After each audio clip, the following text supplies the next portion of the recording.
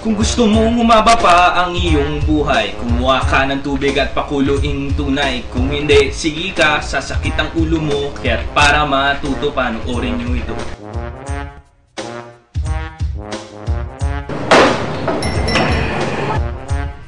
Bebang tubig! Sandali yan, di! Magpapakulo pa ako! Anong kulo-kulo? Nakakalimutan mo na ba kung sino kausap mo? Si Boy Brusco yata to. Kilabot ng estero. Sandali yan, tayo-tayo mo na lang! Ako na nga lang kukuha. Wag! Huwag kang makialam.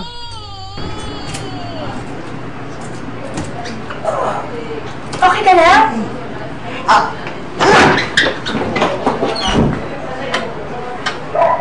Break it down. Kaya tingnan nyo, ito si Boy Brusco. Di nagpakulo, yo'y nasa ban. Ayaw nyo mangyari ang nangyari sa kanya. Halina't makinig kay Dr. Senina. Hindi lahat ng tubig ay ligtas inumin. Isang madali, ngunit mabisang paraan upang magkaroon tayo ng malinis na inuming tubig ay ang pagpapakulo. Bakit kailangan magpakulo ng tubig? Maraming uri ng sakit ang maaaring makuha sa pag-inom ng hindi malinis na tubig. Isa rito ang diarrhea. Ito ay laganap at mapanganib lalo na sa mga bata. Hindi man natin nakikita, maraming mikrobyo ang namumuhay sa maruming tubig. Maaari din itong magdulot ng cholera, dysentery, hepatitis at iba pang sakit.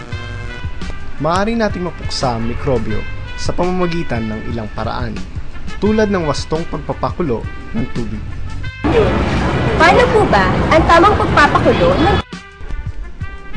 Isa lang ang tubig sa malakas na apoy. Hintayin kumulo at hayaan pa ito ng 1 minuto upang siguradong mamatay ang mga mikrobyo. Tandaan, hindi sapat ang uminit lang. Dapat kumukulo ng 1 minuto ang tubig. Dok! Paano po ba ang tamang pagsisilid na napakuluan ng tubig? Maaari pa ring madumihan ang napakuluan ng tubig. Kaya dapat siguraduhin malinis ang paglalagay nito. Dapat may takip at malayo ito sa alikabok. Iwasang hawakan ng kamay ang tubig at maging maingat sa pagsasalin nito. O yan, ngayong napanood nyo na. Siguro naman marunong na kayo magpakulo. Kaya kayong lahat, sumama na kayo. Mag-init ka ng tubig. Huwag na cool! Huwag na magpa-cool! Init ka ng tubig. Huwag na cool! Huwag na magpa-cool! Init ka ng tubig. Huwag na cool! Huwag na magpa-cool! Init ka ng tubig. Huwag na cool! Huwag na magpa-cool!